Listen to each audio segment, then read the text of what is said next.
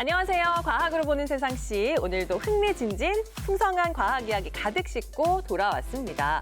솔빈 씨, 요즘 K방산이 대세인 거 알아요? 그럼요. 우리나라 전력들이 전 세계로부터 러브콜을 받고 있는 거 제가 모를 리가 있나요? 이게 다 우리나라 과학기술이 쓱 발전하면서 방산기술이 눈부시게 성장한 덕분이래요. 역시 기대를 저버리지 않네요. 요즘은 군 전력도 과학으로 무장을 한다고 하잖아요. 가장 무서운 무기하면 뭐가 먼저 떠올라요? 두말하면 잔소리죠. 핵폭탄. 터지는 순간 버섯구름도 생기고 강렬한 빛에너지에 그렇지. 열에너지에 심지어 방사능 피포까지. 저는 상상도 하기 싫습니다. 그렇죠. 맞긴 맞는데 뭔가 조금 아쉬운데 핵폭탄의 위력을 일부분만 알고 있는 것 같은데요? 제가 놓친 게 있다고요? 그럴 리가 없는데? 있습니다. 놓친 거 있습니다. 인명 피해는 없이 우리 생활 주변을 모두 블랙아웃 시키는 핵폭탄도 있습니다. 에이, 그게 무슨 핵폭탄이에요. 진짜 있네?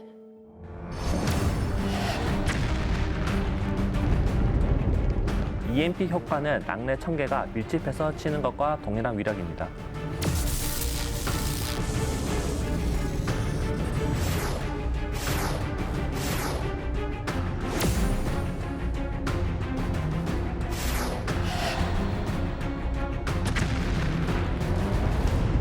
여기서 나오는 뭔가가 있다 발견하기 시작하고 점점 더 막강한 실험을 하기 시작했죠.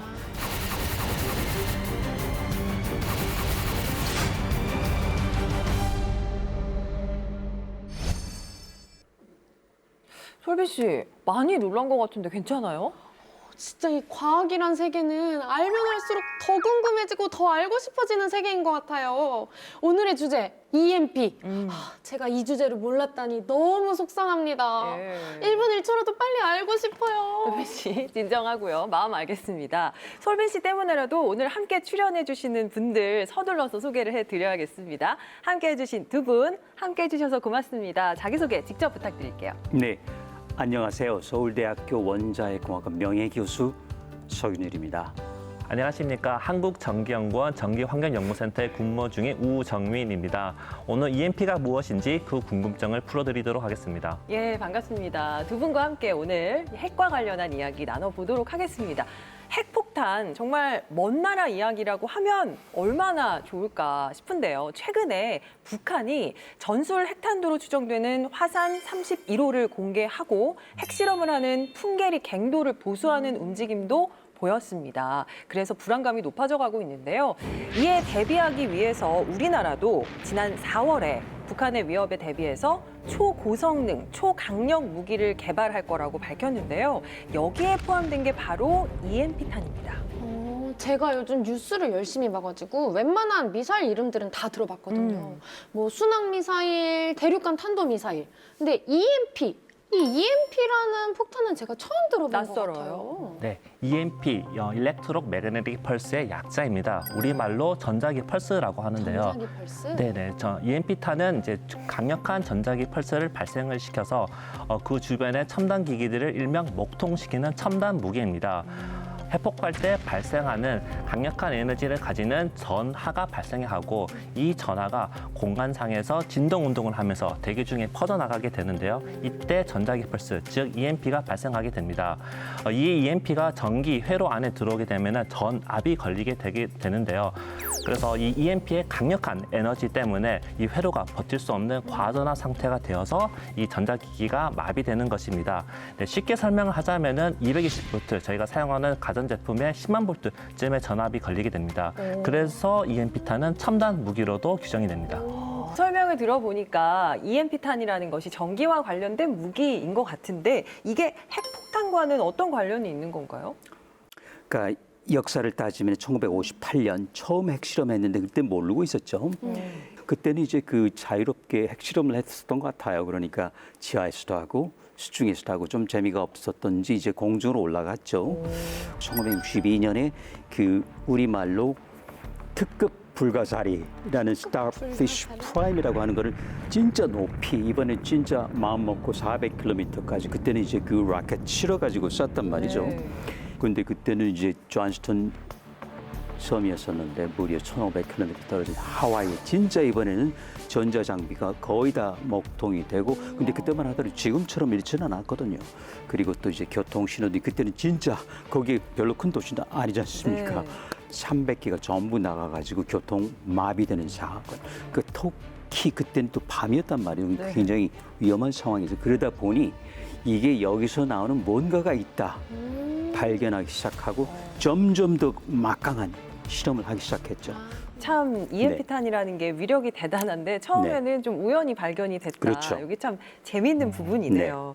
제가 듣다 보니까 급 떠오른 생각이 있는데요. 결국 핵폭탄의 핵심은 이 터지는 순간 강렬하게 뿜어져 나오는 빛과 에너지, 열에너지라고 생각이 들었어요. 그렇죠. 이게 되게 태양과 비슷한 것 같아요.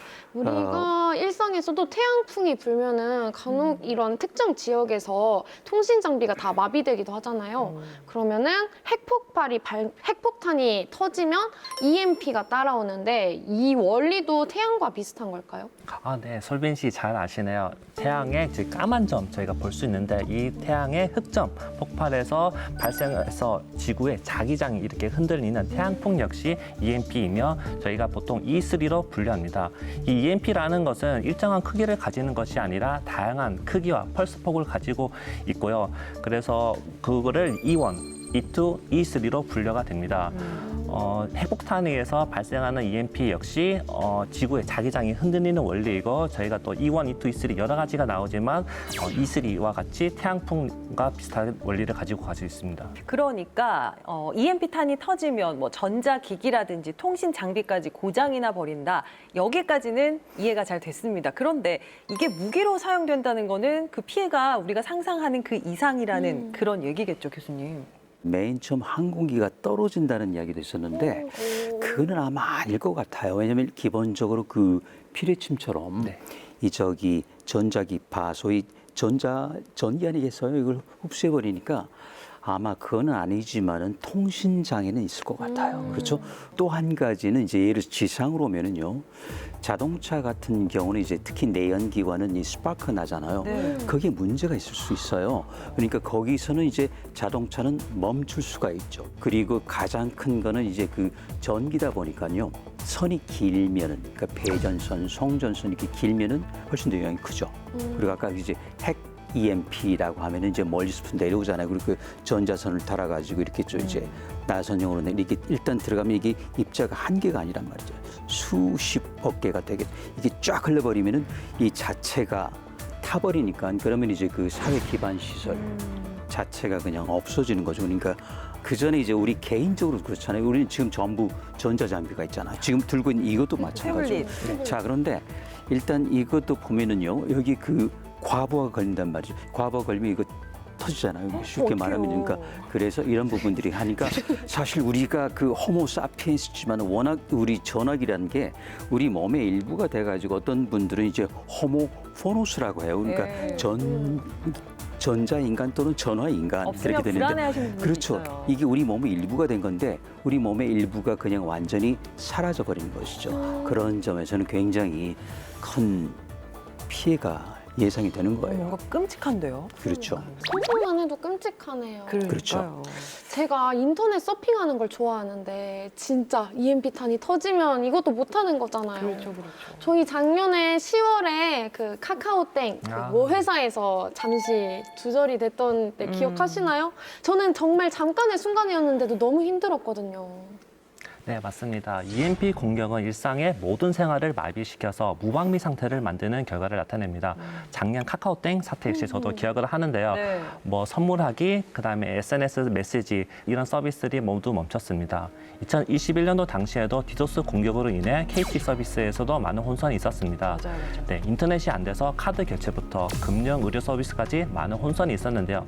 이처럼 일부 시스템만 마비돼도 이 정도인데 만약 사회 모든 시스템이 마비가 된다라면은 이 사회적 심리적 불안과 이 가중이 되어서 사회적 불안이 야기될 것으로 예상이 됩니다. 그렇죠. 정말 끔찍한 상황이 벌어질 것 같아요.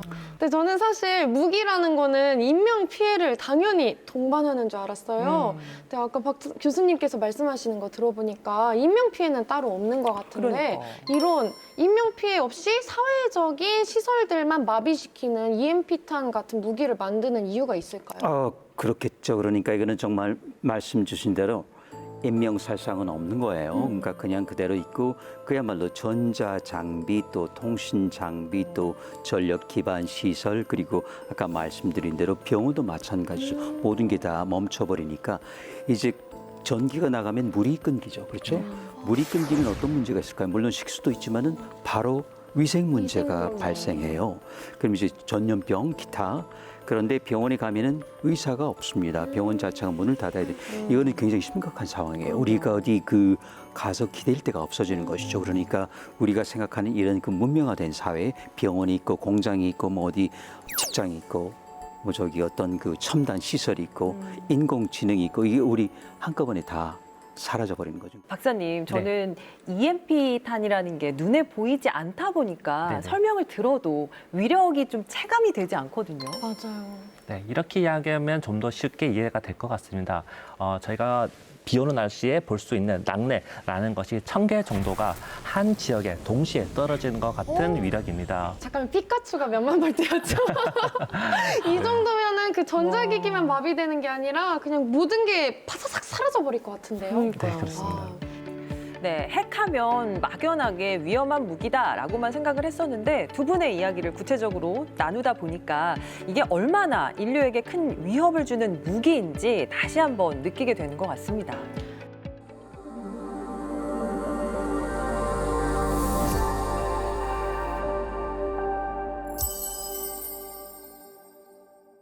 과학으로 보는 세상시 EMP탄에 대해서 이야기 나누고 있습니다. 이제 조금 더 깊게 들어가 볼 시간인데요.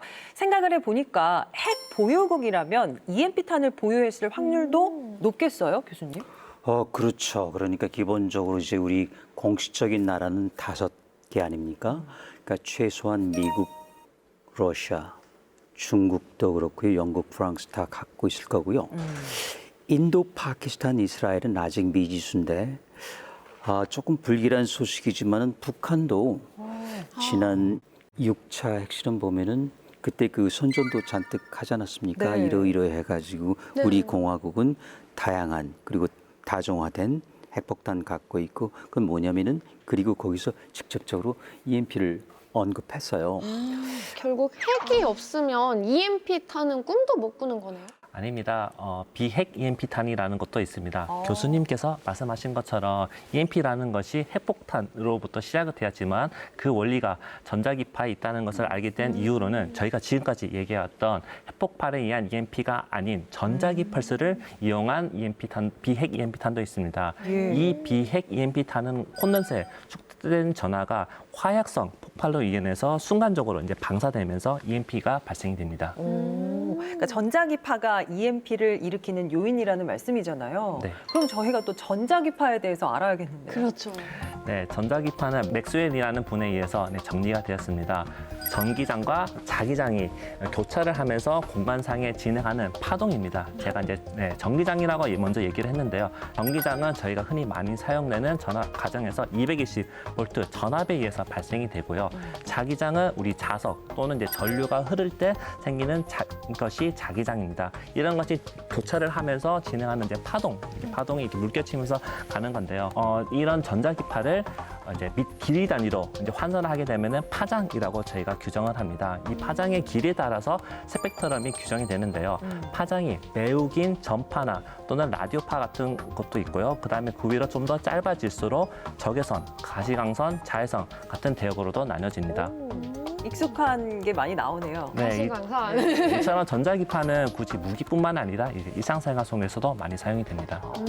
그러니까 전기장과 자기장이 이렇게 네. 같이 흘러가면서 네네네. 퍼져나가는 파동이 생기고 네. 이걸로 인해서 EMP라는 현상이 발생한다는 말씀이신 것 네, 같아요. 그렇습니다. 그러면 아까 말씀을 해주셨던 비핵 EMP에 대한 궁금증이 좀 생기는데요. 네네. 어쨌든 핵으로 생겨난 EMP와 비핵 EMP 이 두 가지의 위력이 어느 정도 차이가 있을 것 같아요. 그러게요. 네네. 핵폭탄에서 발생하는 EMP는 아무래도 고고도 상공에서 시작하기 때문에 이 넓은 광대역 범위에서 이제 영향을 미치게 되는데요. 그 크기나 위력 면에서 봤을 때는 비핵 EMP와 비슷한 크기를 가지게 됩니다. 비핵 EMP는 특정한 지역에만 영향을 미친다는 차이가 있고요. 예, 다시 말하자면은 핵 EMP는 전 대역에 피해를 미치게 되고 비핵 EMP라는 것은 하나의 건물 또는 반경 10km 이내에만 영향을 미친다는 범위의 차이가 있습니다. 그렇군요. 저희가 이제 EMP 탄에 대해서 이야기를 하는 것이 뭐 대비를 해야 될 것 같거든요. 혹시 모를 EMP 탄의 위협을 대비해야 될 것 같은데 우리나라에서 EMP 탄이 터지면 피해 범위가 교수님 어느 정도나 될까요? 가장 큰 거는 좋은 거는요. 사실은 소백산이 내륙의 가장 중간에 있거든요. 거기 만약에 이제 계산에 따르면요. 국방연구원도 그렇고 약 60km, 70km 상공되면은 대개 우리나라 남한 전역인데 근데 조금 재미있는 게 그 우리 지구 자기장 있잖아요. 북극에서 남극으로 이게 전부 거미줄처럼 이렇게 나가는 그러니까 이게 약간 이렇게 남쪽으로 밀려요. 그러다 보면 이렇게 마치 위에서 보면은 이 말발굽처럼 이렇게 휘게 되거든요. 그래서 이제 굉장히 그 폭심 중앙에서는 이제 그 뭐 단위 미터당 10만 볼트 그 밖으로 갈수록 조금씩 낮아져요. 근데 그 영역이 남한을 전부 근데 약간 북한 남쪽도 하긴 하죠. 근데 제주도 빼고 전역이 사정권에 들죠. 그런데 60km 정도 상공에서 그렇죠 하면 이제 원추형으로 퍼져버린단 말이죠. 그러니까 그게 우리나라 땅덩어리 작으니까 한 60km 정도면 네. 딱 최적 거리가 되죠. 한 70km 정도. 근데 이제 제주도는 빼고요. 독도, 울릉도도 빼고요. 왜냐면 거기까지 하려면 사실 이제 100km 되니까 네. 그러면 이제 내륙에 미치는 영향이 좀 줄어들어요. 그러니까 최적이 아마도 그 정도 되는데 높은 저기 출력 필요 없어요. 그냥 나가사키에 터뜨렸던 2만 톤짜리 20킬로톤이면 충분해요. 박사님, 실제로 EMP 탄이 사용된 실례가 있나요? 네, 실제로 미군이 2003년도 이라크전에서 사용한 EMP는 핵폭발로 인한 것이 아닌 비핵 EMP탄을 사용을 했습니다.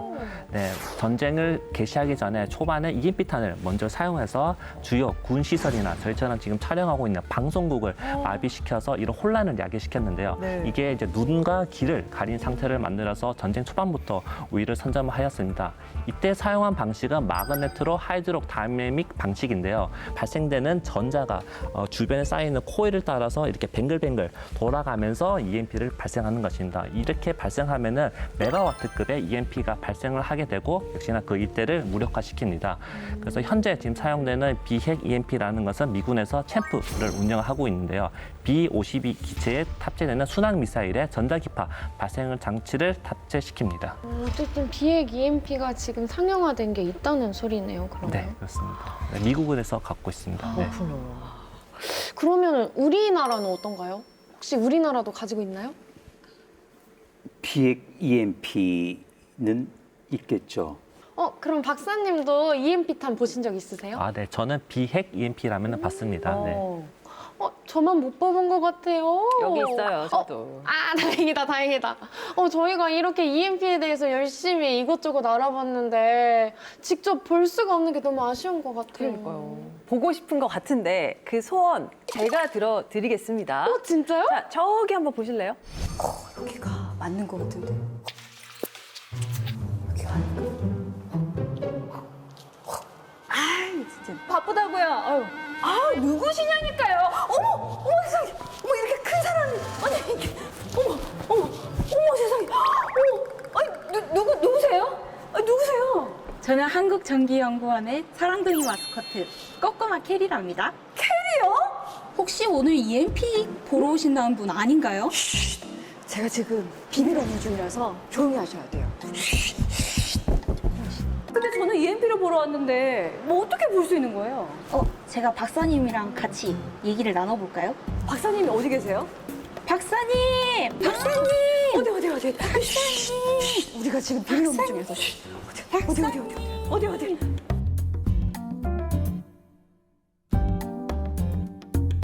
이거 가지고 또 실험을 하는 거예요? 예, 지금 이게 EMP 발생 장치고요. 네. 지금 이 발생 장치는 최대 250만 볼트까지 발생할 수 있고요. 네. 저희가 일상생활에서 볼 수 있는 그 송전탑에 걸리는 전압, 그것보다 조금 높은 정도라고 생각하시면 될 것 같습니다. 오, 그러면은 굉장히 좀 센 느낌이 드는데요? 그럼 우리 실험 한번 해볼까요? 아, 예, 그러시죠.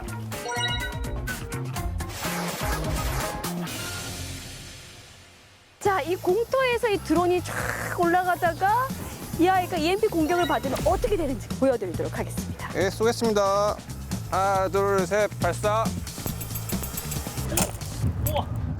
어머, 드론이 추락했어요. 하나, 둘, 셋, 발사.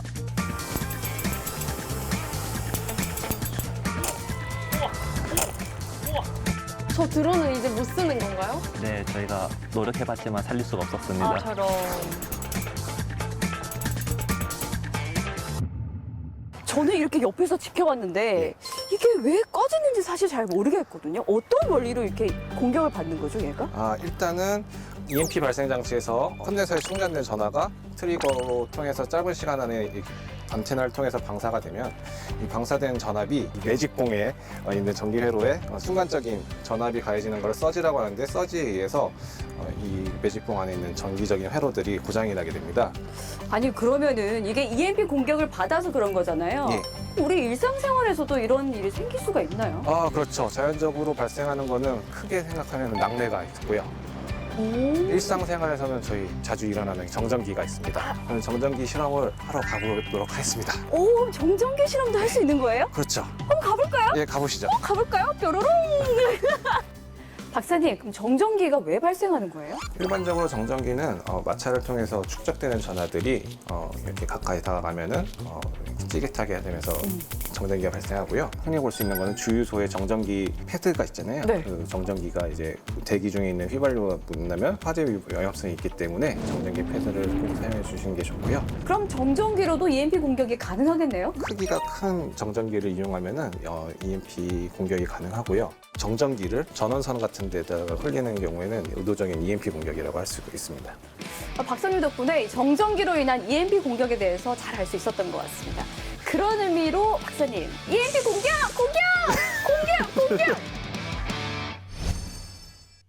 진짜 드론이 고장나 버렸네요. 그러니까. 실제 실험을 할 때는 좀 조심해야 될 것 같아요. 네, EMP 실험할 때는 주변 전자기기에 많은 영향을 미치므로 철저하게 주변을 통제를 해서 실험을 진행을 하였습니다. 네. 그럼 저 현장에서는 아무도 핸드폰 사용 못 하는 건가요? 네, 핸드폰 다 끄고 좀 멀리 내두었습니다. 아, 그렇군요. 철저하십니다. 자, EMP라고 하면요. 주변을 이렇게 초토화시키는 무기의 개념으로만 이야기를 해왔는데 화면 보니까 조금 친근해졌어요. 우리 그러니까요. 생활 속에서도 흔히 접할 수 있는 현상이었어요, 박사님. 네, 그렇습니다. EMP 현상은 우리 주변에서 흔히 볼 수 있는 자연 현상입니다. 그 규모나 피해 면에서는 큰 피해를 줄 정도는 아니기 때문에 저희가 큰 걱정을 할 필요는 없는데요. 일상생활 속에서 쉽게 볼 수 있는 것은 정전기 발생입니다. 이 정전기 발생이라는 것은 겨울철이나 우리 이제 습도가 낮을 때 많이 발생하는데 저희가 맞아요. 이제 이게 딱 하면 찌릿하고 느끼잖아요. 네. 네, 이런 정전기라는 것은 표면에 축적된 전하가 순간적으로 흐르면서 그 원리가 EMP와 상당히 유사합니다. 오, 이 EMP 현상이라는 게 결국에는 전자기파잖아요. 그 안에 뭐 전파도 있고 가시광선, 적외선, X선, 감마선 되게 다양한 애들이 있잖아요. 네네. 근데 얘네가 사실 잘만 활용하면 위험한 애들이 아닌 것 같아요. 네, 그럼요. 네, 전파 대역이라는 것은 상당히 넓지만 저희가 주로 사용하는 핸드폰과 이 통신 장비에서 많이 사용하는 대역입니다. 적외선이라는 것은 역시나 열화상 카메라에서 많이 사용이 되고요. X선은 의료기관에서 많이 사용되는 대역입니다. 그리고 가시광선은 저희가 눈으로 볼 수 있는 것인데요. 네. 이것도 역시나 주로 이런 조명이라든가 태양광 발전에 많이 사용이 됩니다. 네. 근데 감마선 얘기가 안 나온 것 같아요. 혹시 감마선은 어떻게 활용이 되나요? 이 감마라는 거는 대표적인 전자기파인데 어떤 거냐면은 그 핵이 분열하면서 나오는 거거든요. 분열한 다음에 그러면 이제 우라늄이 쪼개지고요. 그럼 이제 핵분열성 세슘이 나오고 스트론튬, 바리움이 나오는데 이게 굉장히 기본에 있는 것보다는 그 중성자가 많기 때문에 불안해요. 그러니까 우리 감마선이라는 형태로 해가지고 밖으로 나가는 거죠. 근데 이거는 투과력이 굉장히 강해가지고요. 우리 그 종이로 못 맞고 살갗으로도 못 맞고 뼈로도 못 맞고 그리고 이제 두툼한 콘크리트나 납밖에 안 돼요. 그런데 이게 어떤 효과가 있느냐면은 예를 들어서 지나가면서 세포의 그 염색체를 건드릴 수도 있고 사멸시킬 수가 있단 말이죠. 그러니까 이걸 잘 이용하면은 박테리아가 죽어요. 그러니까 소독, 유용하네요. 우리 식품 멸균 이럴 때 감마선을 쓰면은 그것도 우리에게 유용한 거예요. 그래서 네. 이 또 한 가지는 아까 투과력이 강하니까 우리가 그 저기 진품 명품 할 때 깨지 않고 내부 예를 들어서 우리 그 피카소 그림에 몇 겹으로 돼 있는지 네. 액선도 되지만 감마선은 더 잘 돼요. 그래서 이런 걸 보면은 또 우리가 잘 하면 물론 조심해야 되겠죠. 주변에 있는 그 감 이 받으면 안 되니까요. 그만 한다면은 굉장히 그 다양한 저기 이득을 볼 수 있는 것이죠. 그러니까 일상에서도 유용하게 사용하고 있었습니다, 우리가. EMP탄을 시작으로 전자기파 이야기까지 다양하게 나눠보고 있는데요. 그런데 이 첨단 전력으로 각광받는 EMP탄도 다른 관점에서 보면 전혀 다른 평가를 받기도 한답니다.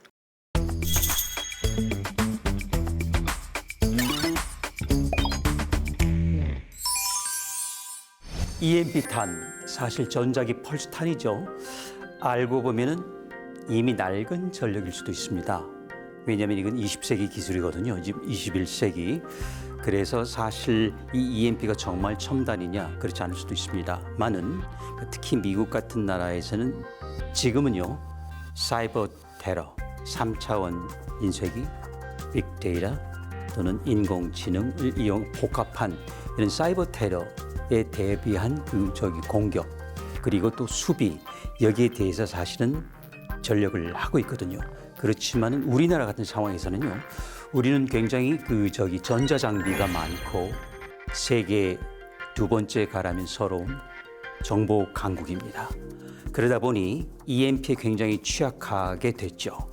그걸 아마 북한에서는 간파를 한 것 같습니다.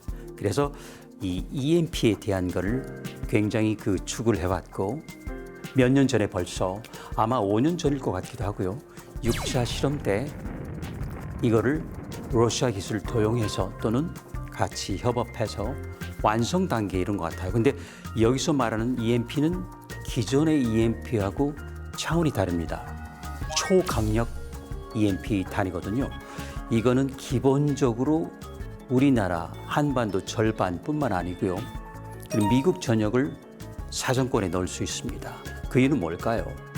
미국을 위협함으로써 우리나라의 전략 자산을 전개하지 못하게 소위 억제 효과가 있는 것이죠. 그렇기 때문에 우리는 사이버 테러 이외에도 이 EMP라는 거에 대한 대비를 해야 되는데 한국은요 기본적으로 이 사이버 테러, 사이버 전에 대해서는 준비가 돼 있습니다. 그 이유는 워낙 정보 강국인데다가 기본적으로 전자 우편 또는 컴퓨터 바이러스 통해서 들어오게 되는데요. 여기는 우리는 엔티바이러스 그러니까 백신이 개발돼 있어요. 그리고 계속 진화하고 있습니다. 그래서 그런 점에서 우리는 적어도 사이버 전에는 준비가 되어 있지만 EMP는 속수무책이죠. 아까 말씀드린 것처럼 핵 무기 공격 그리고 EMP 공격에 대한 핵 방어 시설, EMP 방어 시설이 무엇보다도 지금 시점에서 필요한 이유이죠. 지금 북한이 갖고 있는 것은 EMP 위력이요. 미군이 방어할 수 있는 능력을 2배 이상 뛰어넘습니다. 그러니까 주한 미군도 우리에게 도움을 줄 수 없다는 것이죠. 그 시점에서 우리는 먼저 홀로서 있어야 될 것입니다. 물론 EMP탄이 터지면은 북한 남쪽도 손해를 입겠습니다만은 북한은 우리보다 훨씬 더 피할 수 있는 여유가 있습니다. 스스로 공격을 했기 때문에. 그런데 우리는 그럴 시간이 없다는 것이죠. 그리고 또 한 가지는 이게 날아오는 시간은 기껏해야 1분 30초밖에 안 됩니다. 그동안에 우리가 뭘 할 것인가. 그래서 지금부터 준비하지 않으면 민방위 차원에서 핵 방위 차원에서 하면은 준비가 되어 있지 않으면 우리는 정말 돌이킬 수 없는 실수를 하게 될 것이죠. 조용한 파괴자 EMP탄에 대해서 이야기 나누고 있는데요. 천천히 두 분의 말씀을 듣다 보니까 EMP탄 선진국에 더 위협이 되는 그런 무기인 것 같습니다. 예. 맞아요. 이게 허허 벌판에 숲, 바다 이런 것만 있으면 사실 교란될 게 하나도 없잖아요. 그렇죠. 그래서 현대전, 요즘의 전투에서는 전자전이 굉장히 이슈라고 해요. 특히나 이 전파를 교란시키는 제밍이라는 기술도 있다고 하던데요. 네, 그렇습니다. 크게 살펴보자면은 EMP와 재미라는 것은 비슷한 맥락이지만 자세히 살펴보면은 그 차이가 있습니다. EMP라는 것은 대상물의 전자기기의 물리적인 손상, 즉 예를 들어서 일시 정지되는 또는 영구적인 손상을 목적으로 하고 있지만 앞서 말씀하신 재밍이라는 것은 통신부 수신단에서 사용하는 특정 주파수 대역에서 주파수를 교란시켜 통신 자체를 방해를 하지만 물리적인 파괴는 없습니다. 일반적으로 크게 전개 크기 차이에서 많은 차이가 있습니다. 근데 그 박사님 안 보이니까 이 전자기파를 막는 게 상당히 어렵겠어요.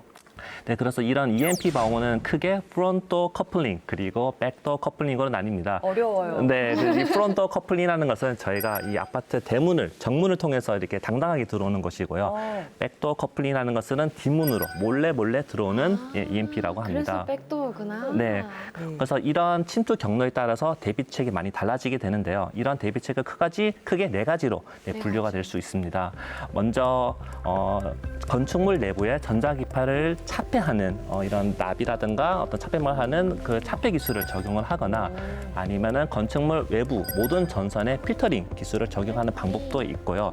그리고 또 어렵겠지만 전자기파를 접지로 흘려보내는 이러한 피레침, 피레침의 원리를 또 적용할 수도 있고 마지막으로는 전기 시스템의 절연 기술 자체를 높이는 또 기술도 있습니다. 그렇군요. 기술이 다양하게 있네요. 네. 전 세계적으로 이런 EMP 공격을 막기 위한, 대비하기 위한 대책들 마련하고 있겠죠, 교수님. 그렇죠. 근데 사실은 이제 미국 외에는 이게 체계적으로 된 나라는 딱히 없어 보여요. 거기는 이제 아까 말씀드린 것처럼 지자기장 교란부터 시작해가지고 경험이 있기 때문에 미리 준비했는데 우리나라도 아마 하고 있는 걸로 알고 있습니다. 그런데 이제 한 가지 좀 재미나는 일은요. 이게 실생활에 굉장히 가까워 있어요. 그러니까 예를 들어서 미국 경찰 같은 경우는 어떤 그 도주 차량을 멈추게 할 때 이걸 쏘면은 차가 멈추잖아요. 그렇죠? 그리고 어떤 도주하는 배가 있다. 캐나다에서 잡을 수가 있어요. 그러니까 조금 재미있지만 이렇게 그 실생활에 이거 군사관이 민간용이죠. 물론 범죄 수사용이기도 하지만 이런 데까지 내려와 있기 때문에 이제는 허용이 돼 있는 거예요. 그렇죠. 그러니까 이제는 그게 군사 영역 또는 핵 영역에서 우리 일상생활에까지 내려와 있다고 보시면 돼요. 그렇다면 우리나라는 지금 어떤 상황인가요? 네, 저희 나라는 현재 준 구요 시설에는 모든 EMP 방어 시설이 잘 준비되어 있고요. 그래서 저희가 앞서 걱정했던 통신사 같은 경우에는 광섬유 인터넷망을 사용을 해서 EMP 영향을 받지는 않습니다. 네, 그리고 서버를 관리하는 데이터 센터 그리고 10년 이내에 건축된 곳은 전자기파 차폐 인증을 받는 것으로 알려져 있는데요. 이처럼 자율공간에서 방사돼서 들어오는 전자기 펄스, 즉 백도어 커플링에 대해서는 철제 캐비넷, 그리고 차폐망, 그리고 전도성이 함유된 건물 외벽을 사용해서 차폐를 하고 있고요. 그리고 프론토 커플링에 대해서는 통신선이나 전원성에 EMP 필터를 설치를 하여서 대비하고 있습니다. 그러면 이제 군사적인 측면에서는 어느 정도 방어가 가능할 것 같은데 저희 같은 민간인들은 어디로 숨어야 되나요? 저희는 보통 지하로 들어가는 게 아무래도 제일 안전할 것으로 보입니다. 지하 기억해 두겠습니다. 지하로 도망가는 거로. 근데 이렇게 어느 한 곳만 EMP에 대한 방어 대책을 세우는 게 아니라 전반적인 사회적 기반을 유지하기 위해서는 굉장히 유기적인 계획을 세우는 게 중요할 것 같아요. 그래서 한 가지 아이디어가 떠올랐는데요. 뭐요? 이 전자기파만 필터링을 해주는 그런 필터를 만들면 좋을 것 같아요. 그거 이미 있다던데? 있어요? 네. 제가 생각해낸 건데 어디요? 나의 문은 EMP 공격을 막을 특별한 필터를 찾는 곳이다. 어디 있는 거야? 필터가 어디 있는 거야? 필터가. 어머머머, 깜짝이야. 어머, 아니 또 캐리네. 아니요. 아, 여기서 뭐 하는 거예요? 아니 이번에는 또 EMP 방호 필터를 찾는다면서요? 어떻게 하셨어요? 그럴 줄 알고 제가 준비했죠. 뭘 준비했었어요? 저기로 가면 바로 알 수 있습니다. 어디? 저를 따라오세요. 어디? 아니, 어디래요? 아니, 어디? 이쪽으로? 이쪽. 안녕하세요. 네, 반가워요. 안녕하세요. 안녕하세요. 지금 비밀 업무 중이라서 네네. 조용히 하셔야 돼요. 어디 있어요? 이게 단서가 어디 있어요? 바로 이겁니다. 거짓말이죠? 단서가 이거라고요? 네, 그렇습니다. 에이, 말도 안 돼요. 이 고운 가루가 어떻게 우리를 보호한다는 거예요? 확인을 좀 시켜주시죠. 바로 보러 가시죠. 가볼까요? 네네. 어디로 갈까요? 여기? 저쪽으로 가실까요? 이쪽? 네, 네. 가볼까요? 여기 첫 번째 공정인데요. 아, 이 공정은 스프레이 드라이어 공정이라고 네. 눈사람 한 번씩 만들어 보셨죠? 그럼요. 네, 눈사람 만들 때 눈을 처음에 이렇게 굴려서 점점 크게 만들잖아요. 네. 그게 스노우볼 효과인데 여기서 이제 눈 구르는 효과를 내기 위해서 이런 식으로 쪼르르르 네네. 해가지고 나오는군요. 예, 밑으로 다 떨어지게 돼 있어요. 아, 저기 네네. 나왔어요. 네네. 아, 저희가 한 7가지, 8가지 정도 되는 원료를 네. 썼기 때문에 네. 각각 한 덩어리에 오. 그 7가지, 8가지 원료가 고루 섞일 수 있도록 하는 네. 그런 장비거든요. 자, 그럼 여기에서 이 공정이 끝나면은 여기 나온 물질을 어떻게 하나요? 여기 보시면 네. 여기 이제 이게 와. 전기 퍼니스거든요. 원료를 넣고 붓고 나오면은 소결되어져 나온 네. 시편이 이렇게 생겼어요. 우와. 그러면 이게 결과물인데 네네. 이걸 가지고 어떻게 막는다는 거예요? 이게 구멍을 막는 것도 아니고 이게 무슨 어떻게 막는 아, 예. 거예요? 전극을 입혀서 네. 전자파나 이런 것도 결국 전선처럼 네. 지나갈 통로가 필요하거든요. 네. 그래서 그 전극 만드는 공정을 보여드릴 거예요. 아.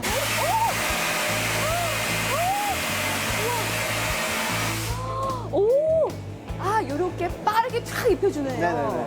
이렇게 나오게 됩니다. 오. 아, 이게 나왔네요. 네. 이야.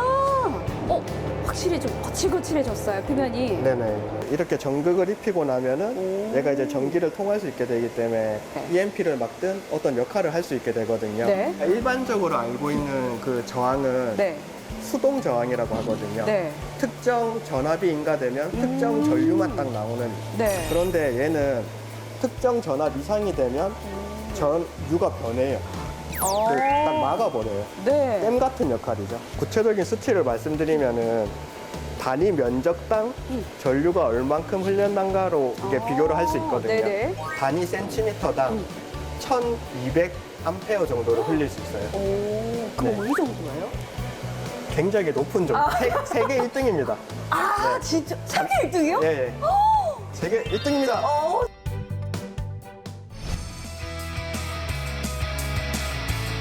무시무시한 EMP 공격으로부터 우리를 막아줄 바리스타 기술을 만나봤는데요. 사실 저는 이 기술을 만나기 전까지 걱정은 많이 했었거든요. 걱정을 안 하셔도 될 것 같습니다. 네, 솔빈 씨의 아이디어를 한 발 먼저 생각한 분 만나봤고요. 또 EMP 효과를 방지할 수 있는 바리스타 기술도 만나봤습니다. 솔빈 씨 어땠어요? 어떻게 봤어요? 제 아이디어지만 이 똑똑하신 분께서 발빠르게 먼저 만들고 계신 걸 보니까 좀 안심이 되는 것 같아요. 세계 평화를 위해서 제가 양보하겠습니다.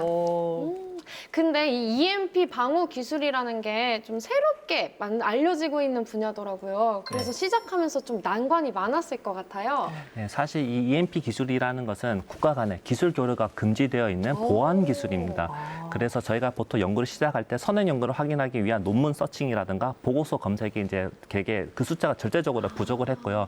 그래서 저희는 자체적으로 많은 예산과 시간을 들여서 이 연구를 이루어냈습니다. 아유, 고생하셨습니다. 감사합니다. 오늘 이런 이야기 해주셔도 괜찮은 건가요? 네, 이제 상관이 없을 것 같습니다. 네. 우리 서 교수님 같은 경우 핵 전문가시잖아요. 핵하면 보통 우리가 폭탄, 무기로만 생각을 하는데 우리의 핵이 앞으로 인류에게 득이 되는 존재로서 나아가야 할 방향에 대해서 어떻게 보세요? 좋은 말씀인데요. 물론 그게 이제 미국에서 보면은요, 그 무기에서 쟁기로라는 계획이 있었습니다. 사업이 있어서요. 이건 뭐냐면은 그 당시 구소련에 있는 핵무기에 들어가는 연료를 미국 원자로에 희석시켜, 거기는 이제 고농축이란 말이죠. 희석시켜 가지고 전력을 만들었어요. 왜냐하면 이제 그 무기는 농축도가 뭐 90% 우라늄이 굉장히 많아야 되거든요. 근데 그거를 여기다 넣으면은 조금 위험하죠. 그러니까 좀 이제 낮추는 거죠. 농축이 아니고 이제 희석시키는 거예요. 이렇게 하면은 오랜 시간 동안, 그러니까 100만 분의 1초 동안에 도시가 나라는 게 아니고 1년, 2년, 10년 동안에 전기가 나온단 말이죠. 그러니까 그런 부분이 있는데, 물론 거기는 이제 안전성 문제도 있고 폐기물 문제도 있긴 하지만, 그래서 나온 게 이제 원자력 발전소죠. 근데 또 한 가지는 이제 아까 얼핏 말씀드렸지만 있지만은 방사선도 말이죠. 그 예를 들어서 아까 감마선도 방사선이 말이죠. 그 멸균도 하고 또 소독도 하지만은 우리 암 치료에 쓸 수 있어요. 그러니까 이런 부분들 그리고 이제 양성자손도 있지만은 그래서 아까 그 세포 사매라는 게 암세포만 사매라면 우리는 좋은 거죠. 그렇죠. 그러니까 방사선도 우리에게 득이 될 수 있다. 물론 많이 쬐면은 지금 혹시나 우리 걱정하는 것처럼 그 저기 문제가 될 장애가 생길 수도 있지만은 적당한 양을 적소에 쓴다면은 우리가 오히려 암에서 회복될 수도 있다. 그리고 또 한 가지는 이제 그 핵폭탄 자체를 더 재밌게 쓸 수 있어요. 그러니까 얼마 전에 그 나사 미 한국 우주국이 성공했죠. 이 로켓 실어가지고 물론 핵폭탄 실전 않았지만은 그 소행성을 맞추는 거죠. 그래가지고 그 위에 살짝 얹혔는데요. 그게 뭐냐면은 일단 궤도만 바뀌어주면 되거든요. 그래서 우리 같은 경우는 공룡보다 몸집은 작지만은 그 저기 지구 대멸종 이게 일어나는 6번째가 되겠죠. 그걸 피할 수 있는 기술을 갖춘 거예요. 그러니까 그 소행성이 온다면 지금도 많이 오고 있어요. 다행스럽게 지나가서 그렇죠. 근데 그중 진짜 우리 대륙을 망칠 수 있는 그런 게 온다면 가서 쏴가지고요. 살짝만 해도 좋고. 근데 그게 굉장히 크다. 얘는 궤도를 바꾼 정도가 아니라 그냥 파쇄시킬 수가 있죠. 그렇다면 앞으로 우리는 조금 발 뻗고 자도 되지 않을까. 이것은 그 핵이 우리에게 주는 득이 되는 거죠. 네, 뭔가 오늘 핵폭탄, 핵에 대한 새로운 면모를 좀 보는 것 같아요. 그렇죠. 네. 어떻게 보면 인류를 구할 수 있는 키가 될 수도 있겠네요. 맞습니다. 그러면은 우정민 박사님께서는 네. 앞으로 EMP의 발전 방향이 혹시 어떻게 흘러갈 거라고 예상하시나요? 네, 저는 찌르는 창과 그리고 막는 방패의 네, 싸움으로 보고 있습니다. 이 EMP 발생 기술이라는 것도 그 위력이나 크기가 나날이 발전되고 있고요. 그래서 그것을 막는 EMP 방어 기술도 같이 개발돼야 된다고 봅니다. 그리고 저희가 오늘 전자기파에 대해서 많이 얘기를 했는데 이러한 전자기파 자체에서 영향을 덜 받는 내성이 강한 이 반도체 제품도 개발돼야 된다고 봅니다. 예. 아, 오늘 저희가 EMP라는 주제를 통해서 핵과 전자기파 등등 정말 다양한 과학 이야기 나눠봤습니다. 항상 느끼는 거지만 과학기술 어떤 방향으로 어떻게 활용을 하느냐에 따라서 인류의 발전과 퇴보의 행보가 결정되는 것 같아요. 그러니까요. 특히나 우리나라는 이 IT 쪽이나 첨단 기술이 많이 발전해 있기 때문에 그 영향을 크게 받을 것 같아요. 절대 그런 일 일어나면 안 됩니다. 제 핸드폰 아직 칼부가 많이 남아있어요. 솔빈 씨 정말 항상 느끼는데 엉뚱해요.